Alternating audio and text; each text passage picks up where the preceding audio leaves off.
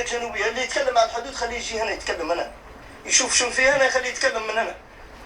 او احنا هنا قاعدين ودوله ما فيش دوله، كان في دوله يجينا الدوله تو سنه ونص ما جانا حد. ما في شيء اصلا، ما في شيء. نبوا سيارات، نبوا سلاح، سلاح عندنا يا سيدي، نبوا سيارات، نبوا دمش نلبسوا، نبوا ناكلوا تموين، نبوا مرتبات، ما في شيء، ما في شيء.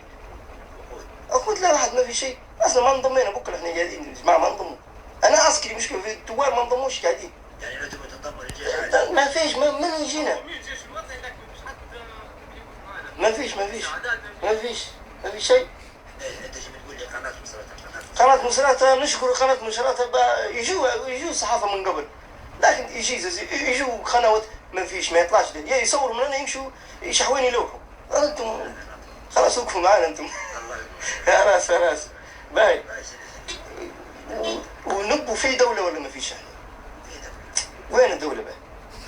بكره يطلع لي واحد غادي في التلفزيون، واحد احمر كرشته كبير يقول لي حدودنا الجنوبية. وين حدودك الجنوبية؟ شنو تدري عنا حدود الجنوبية شنو فيه؟ مرتزقة. احنا مرتزقة. انا شنو به؟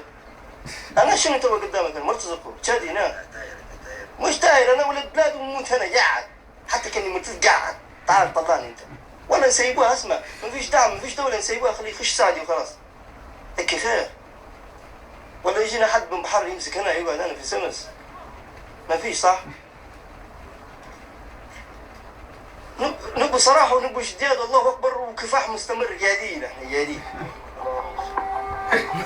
مستمر.